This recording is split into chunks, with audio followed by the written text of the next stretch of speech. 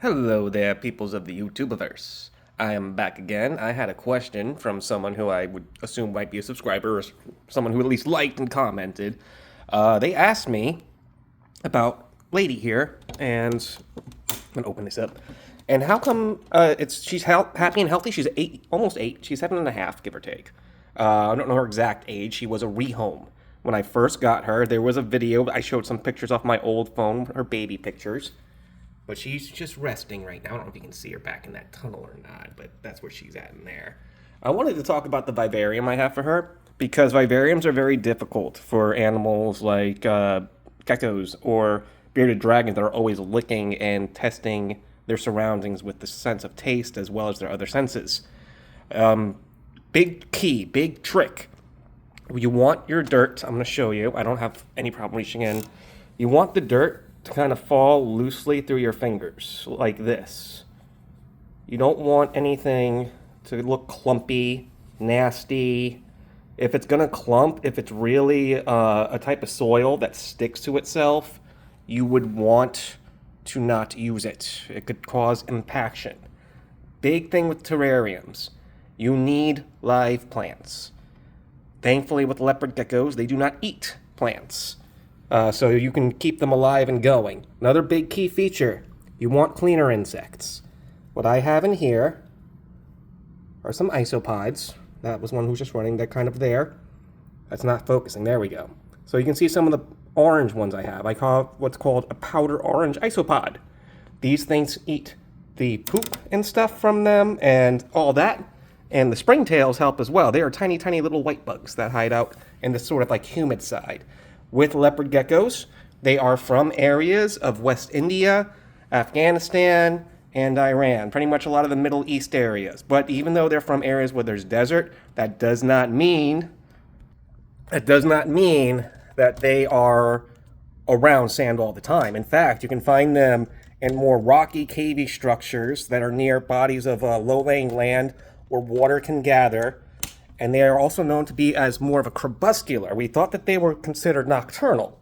But studying them more closely and watching them in the wild, we see that they're active at the twilight hours of dawn and dusk, similar to like cats or chinchillas. If you guys are familiar with any of those things, they have a similar, if not almost the same sleep schedule. In fact, leopard geckos are sleeping most of the day. They can sleep easily 18 hours a day if they really wanted to. And that's because it's so hot where they come from, they have to keep their energy levels low, and they hunt grub, worm, and other things. So they are insectivores. No fruits, no vegetables for them. Because if you do so, it could lead to high blood sugar. If you find a way to kind of force them to eat something like that, most of the time they don't even care to eat it. They don't even like that stuff. They want to hunt, they want to eat, they need proteins, and they need calcium. So with the calcium dust, that's very important. If you have a way to gut load your insects too, I suggest doing that on top of the calcium. Also, once a week, try like a powder mix, like a protein powder or something that they have. A vitamin powder. Whether it's from the water source or from their food source, that's another good way to keep them happy and healthy. With leopard geckos, their tails, I'm going to show you Lady real quick again. Oh, she walked away. She's not showing her tail. Hello, Lady. Well, Lady, you did see her tail earlier. You want the tail for an adult leopard gecko to kind of be the same length around as the waist. Not like the poop waist, as in like the torso of the animal. And by doing that, you keeping that guideline, it does keep them safe. When they're younger, their tail's always going to look a little thinner than their waist when they're very young. So that's why you feed them once a day. A big thing to look for, if other than being overweight with the thick tail, arm bubbles. They will get little arm bubbles on their front leggies. Those little bits right there, it'll be behind them. If you ever see that, do not, under any circumstance, pop those things because that will cause them lots of pain, and it is not something that's supposed to be done. If you see that, back off on their food, and it'll go away as they lose weight. What's happening is they are storing those extra vitamins. These things are almost like camels.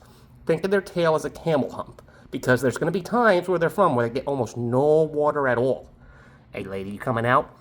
So this right here, she is a female. They're normally 8 to 9 inches on average, females.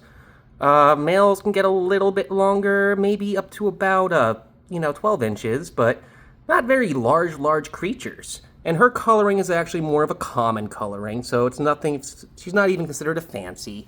But she has those golden eyes and stuff, so that's why I call her Lady, because I am a fan of DMC. And DMC3, Lady had one gold eye. So that's where her name comes from, too. I just wanted to gush about her right quick. But plants, you do want a small section to be humid, but you don't want to keep the entire tank humid because these guys, as I was saying, being from the desert, high humidity can cause skin conditions and all sorts of nastiness. The reason why I went to a vivarium for something like this is because she kept getting stuck toe shed. The lizard carpet was not enough humidity for her to get all the shed off. And also, those little springtails and isopods help out a lot. Springtails will just kind of crawl up. They don't hurt the animal, but they will, like how mites do with us, eat the dead skin off us. Those things eat the dead scales off of these guys. And that'll keep it from getting scale rot, mouth rot, tail rot, anything. Because stuck shed's a big thing. Especially when they get older, they have trouble kind of reaching around. So I found that the vivarium has helped her as she's gotten older and larger. When she was younger, she was very easy to get all that stuff off of her. So that's how this little lady here has stayed so healthy. And I did do a lot of work, a lot of research into this. This is not something I came up with overnight. She was on lizard carpet for years before I did this. I say be very careful with animals that use sensories such as licking with the substrate. It can cause impaction. Stay away from sand. Stay away from any kind of gravel that's swallow size because it can cause bad times. Anywho, good thing with vivariums, if your insect cultures are good, your plants are thriving, you could even do earthworms in something like this, and that should be okay.